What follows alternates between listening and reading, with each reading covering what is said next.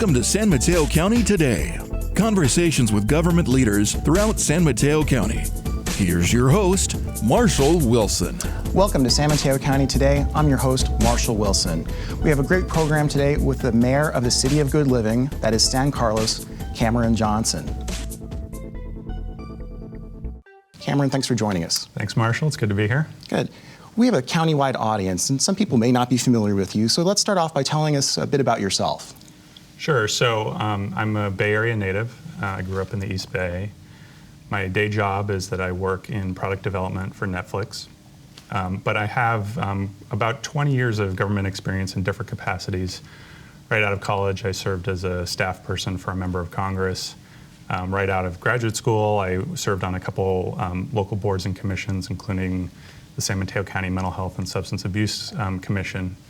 And then I ran for city council in San Carlos in 2013 and was lucky enough to get elected. So I've served on the city council for about 2.5 years, and I have the honor to be the mayor of San Carlos this year. I guess last thing I would say is I'm a father. My wife and I have 2 kids, a 5-year-old daughter who's starting kindergarten in the fall, and a son who's going to be 3 this summer. Congratulations. Thank you very much. So what is the difference between being a council member and being the mayor? What changes when you become mayor, and what have you learned? I think the main thing is that the mayor has, it doesn't have a lot of special legal authority. You run the council meetings, you have slightly more of a role in setting what goes on the agenda, but the mayor and the title of mayor has a special meaning in the American public's mind. You know, I read my kids, storybooks every night, and there's always the mayor as one of the characters. You know, they have to save the town, and so they have to go and run and see the mayor, and the mayor always is like kind of slightly overdressed and has a sash on it that says mayor, and I think that archetype. I mean, you can talk about Mayor Quimby on The Simpsons or whatever, but there's an archetype in people's minds of who the mayor is, and that's the person who's supposed to represent the city, speak for the city. And kind of set the tone for what's going on in the city. So for me, I see that role as participating as much as I can in the community, attending community events, being active, whether it's communicating, speaking to a small group, or being active on social media, just to talk to people about what's going on, try to set context about some of the trade-offs that we have to make in the city. And so it's moving more into that kind of city spokesman role that's been a real challenge and very interesting and rewarding. So let's talk about what is going on in San Carlos these days.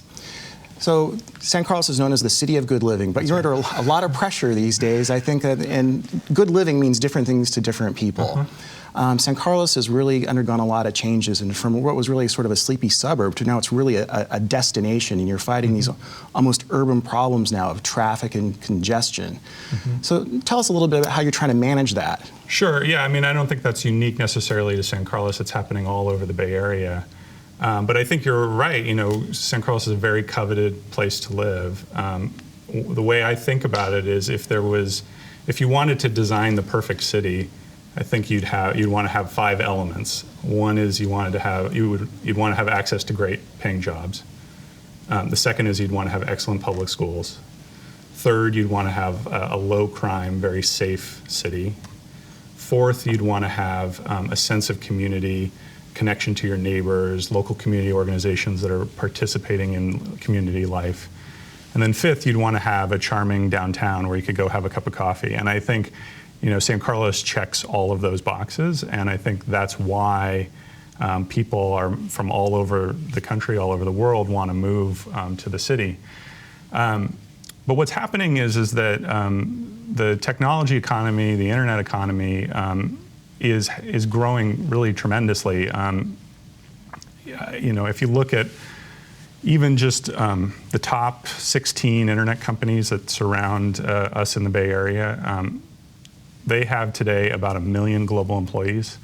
They have a combined market cap of over $2 trillion. And last year, they did close to $700 billion in revenue combined. That's just 16 companies, and all of them are within 30 miles of San Carlos. And so that brings with it a lot of benefits. It creates tax revenue. It creates great great jobs for people who live nearby. It creates a lot of energy downtown. But as you point out, it creates a lot of costs, a lot of pressures. So it makes things more congested. There's more people on the roads. It's hard to find a place to park. It makes it, it encourages, or it puts pressure on new development, which can change, the look and feel of the city. And then it also has a tendency to, over time, change the culture. We've prided ourselves in town as being a very inclusive culture. And when you have that huge wealth being generated, it can create a sense of exclusivity that can kind of undermine that small town neighborhood feel. So that, I think, is the big central challenge, not just for San Carlos, but for cities all up and down the peninsula, is how do you maintain a lot of the core things about your city that make it great? How do you capture the opportunities, the positive opportunities that are coming from the growth in the technology economy? And how do you guard against some of the costs, or do some things to mitigate them so that your residents still feel like the town that they fell in love with, that they decided to raise their family in, it still maintains that sense of identity? Well, you touched on something, that sense of exclusivity. I would say that San Carlos, I wouldn't call it an affordability crisis, but you have starting homes now $1 million+. Mm-hmm. How do you maintain that balance? A lot of people would say an ideal city also has a lot of diversity to it as well. Mm-hmm. How do you try to promote that? Well, you can do it in a number of ways. It's a challenging problem that I think everyone in the Bay Area is grappling mm-hmm. with. A big piece of it, obviously, is the cost of housing. Mm-hmm. I think that's probably the largest piece. And in San Carlos, the average price per square foot has doubled in the last 5 years. Yeah, that's just crazy, isn't it? Yeah. So we're trying to do our part by encouraging some additional housing growth. We're adding about 400 units or so over the next couple of years. And we're trying to concentrate those units around transit. So we're building, some developers are building, but with city approval, some apartment buildings along El Camino and then right in the core downtown. Some component of those are going to be moderate to low income. And then the city also just recently established its own housing authority to try and create some affordable housing. We have about 40 affordable housing units in the pipeline. So we're doing our part to try and add additional housing, to add additional supply to the market to hopefully stabilize the price of housing. But it's, it's a big lift that's going to take a broad effort. We're also trying to do some smaller things, like we recently created a subsidy program for trash pickup. We've proposed to do a similar one for sewer fees, because we have some residents who bought houses, many decades ago, and they're on a fixed income today, but they're seeing rates rise for the cost of trash services, the cost of sewer services, the cost of electricity. And so we now have a program that if your income falls below a certain level, you can qualify to get a reduced rate on kind of core city services. Well, one of the projects that's going to be built soon is in downtown San Carlos. For those familiar with the downtown, where all the old Foodville used to be. Mm-hmm. Tell us about that project. Yeah, it's a very exciting project. It's a project that has been in the works for over a decade. What it does is it provides a lot of different community benefits. The first one is it takes a surface parking lot and turns that parking lot into a 2-story garage, which is going to add a net 75 more parking spots to downtown, which right now it's sorely needed. If you come to downtown on a Friday evening, sometimes it can be hard to find a place to park. The other thing it does is above that public parking garage is going to be a couple stories of condominiums, so that adds the additional housing that I've talked about. And then it's going to take some of the storefronts along San Carlos Avenue and redevelop them into slightly newer retail spaces to attract, I think, some really great businesses into downtown. Lastly, over time, we're going to build a public plaza where the old Foodville site, today there's just an alleyway there, but it's going to open up to a full public plaza. And it's going to create more public space for people to sit outside, have a cup of coffee, hang out with their friends. So all in all, I think it's going to be a really great addition to our town. It's a project that should get under construction in the next couple of months or so. Terrific. Thank you, Mayor. That's the first half of San Mateo County Today. We'll be right back. Sounds good.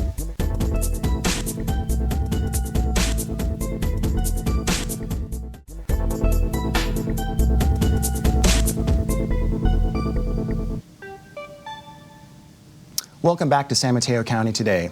We're here with the Mayor of San Carlos, Cameron Johnson.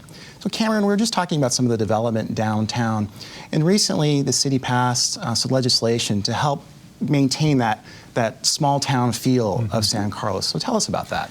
Yeah, so we have a great downtown, Laurel Street, for those of you who haven't visited it, with lots of restaurants and locally owned small businesses. It really defines a sense of place for our town. It's a place where we hold a lot of community events. It's really public space for our city. And as we talked about before, there's a lot of development pressure and rising rents along in our downtown, and that has the potential to displace a lot of locally owned small businesses. Now, upgrading buildings, taking an old retail space and making it new is not necessarily a bad thing, but if a lot of those locally owned businesses are replaced with national chains, I think a lot of the character of the town is going to go away. And up until this point, we didn't have any public review for a new business wanting to move into downtown. So if Subway sandwiches or Chipotle or whomever wanted to take a new storefront, there was no opportunity for the public to have a say. So I proposed earlier this year that we require a conditional use permit and a planning commission hearing, which would give the public an opportunity to weigh in. Anytime a national chain would want to move into the downtown. Now, some chains might be very appropriate. They might provide a service that a local business wouldn't provide. But I think our community really values that eclectic sense of small business feel that we have in our downtown, and it's something that we want to preserve even as some of the buildings are redeveloped. Okay. Now, it's also San Carlos has a fairly unique law enforcement, not totally unique, but it's a newer model, and also on your public safety model. Tell us about how that's working out. Yeah, well, public safety is the most important thing that local cities do, and we spend the majority of our budget on public safety. But in San Carlos, at the kind of at the end of the or at the beginning of the recession, the last recession, I should say, we took that as an opportunity. We were facing some very serious fiscal issues, and we had come out of a period where we had run 10 consecutive years of budget deficits. And we decided to join our public safety agencies with larger agencies. So we moved the police over to the San Mateo County Sheriff's Office. We moved our fire services to join with the Redwood City office. And what that allows us to do is a couple things. We're spreading the cost over a larger territory, and that allows us to get the same level or better services for significantly less money. In addition, we get access to a lot of services that you wouldn't otherwise have. So the San Mateo County Sheriff's Office has a bomb squad and a drug task force and many specialties that we could never support in a small town like San Carlos. We also get access to a different type of officer, somebody who wants to join a larger organization where there's a lot of opportunity to move up. The net result has been really beneficial to our town. So we are paying, in the case of police services, about $2 million less per year compared to comparable cities for the same level or better service. And that's taken, before we made this change, public safety used to comprise about 60% of our budget. It now comprises about 50% of our budget and is falling. And we turned 10 years of budget deficits into 5 consecutive years of budget surpluses. In this past year, we ran a budget surplus of $2.5 million. And so not only then are we able to provide great public safety services, but then we have more money to invest in things like parks and infrastructure, streets and roads, and the other things that make our city a great place to live. So what are, say, like the top 3 things that people tell you they just love about San Carlos? And what are the 3 things they want to see improve the most about San Carlos? Sure. I won't say they dislike about it, but what they would like to see change. Well, it's some of the things that I talked about at the beginning. I mean, people who live here, I think they value the community, the sense of community, the sense of small town neighborhood feel. They love our downtown.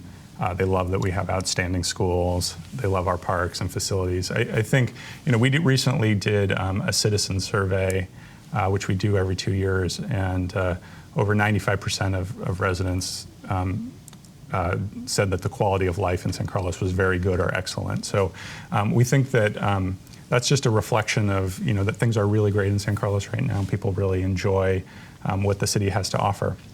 We also asked people in that survey, what would you change? What could be different? And The top three things, I think, were all exactly the same thing. So people were concerned about development, they were concerned about traffic congestion, and they were concerned about parking, which, those are all symptoms of the larger issue of a really red-hot economy. Right. That's creating lots of new jobs. Our region led the nation in jobs over the last couple of years, created 60,000 new jobs in 2015 alone between San Mateo and Santa Clara counties.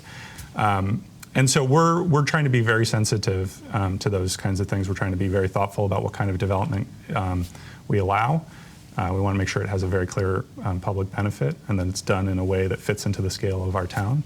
We're creating new parking spaces, new parking lots. I talked about parking garage we're creating.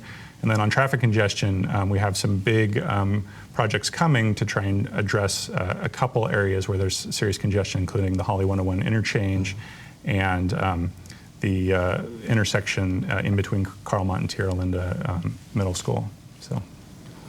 Let's talk a little bit about your background. So you work for the tech industry. You work for Netflix. I do. Which has not been around that long. It has, almost 20 years, almost 20 years. Okay, yeah. okay. But the tech industry is known for trying to disrupt things, be That's the right. newest, be the latest, be the fastest. And now you have a separate career in government, which is much more about the long-term thinking, kind of the long haul, about a process to get somewhere. Yeah. How does the tech background work with the public service background? How do you go about balancing those two? Well, I think I have a really fun career where I get to move in between both worlds, and I get to experience both of those things. One, my job in Silicon Valley is much more focused on the future, and my job in government is much more about protecting people, equal access, preserving the rights of everyone, and much more, as you might say, risk averse, slow moving, et cetera. And I learn both. I learn from both places, and I find value in both places. I think there aren't that many local elected officials who come from the tech industry, and I think I'd like to encourage more people to do so. The tech industry is having a huge impact on our region, and I think it's important for people to have the perspective of what it means for tech employees, for tech companies, particularly around regional issues like housing and transportation. And then I think the tech industry has had a big impact not only on technology itself, but also on just organizationally, how do we run an organization? They've pioneered much more collaborative approaches to solving problems, much more performance-based, and a willingness to try experiments that may not succeed. One of the things that I've pushed in my time as mayor in San Carlos is to move to more of a performance-based budgeting model. And we're in the process of doing that this year. And what we do is, it's not a novel concept, but it's something that government doesn't always do, which is you ask your city, well, what did you do over the last 2 years? How did you measure it? What succeeded, what failed? And based on that, what are your goals for the next 2 years? And what budget do you need to support those goals? And hopefully that creates an iterative process where the organization itself starts to learn, improve, and focus on how are the tax dollars that are coming in meeting the actual services for residents on the ground. So I'm very proud of that. I think we're off to a good start. The last thing I'd say is obviously the way in which people are connecting with any kind of institution or organization. The way you buy plane tickets has changed dramatically in 20 years. The way you sign up for your classes has changed. The way you stream entertainment. The way you watch television, Right. The way you hail a taxi. But a lot of government hasn't changed that much. A lot of it is still face-to-face communication, a paper-based organization. And I'm really trying to push our city to meet people where they are and the way in which they're now used to interacting with organizations. So in this past year, we launched a mobile app. One of the cool things about that app is it allows you to do a service request right from your phone. So if you see a pothole that you want filled, or the water fountain is broken at the park, you can just punch it into your phone and it'll create a service request that goes directly to somebody. We've launched an online forum where we're posting topics on a regular basis to get feedback. And then we've really stepped up our social media efforts. We're now active on Instagram, Facebook, Twitter, on Nextdoor, because I think many more people are going to visit the city's website or see a post that the city has than will ever walk through the doors of City Hall in a given year. And we want to make sure that we're reaching people where they live. You know, government for most people isn't a big part of their life, but we want people to be informed, to feel connected, and when they need help or they need to access services, they know how to do so. All right. Thank you for joining us on San Mateo County today. My pleasure, Marshall. Thanks for having me. Terrific. Thank you.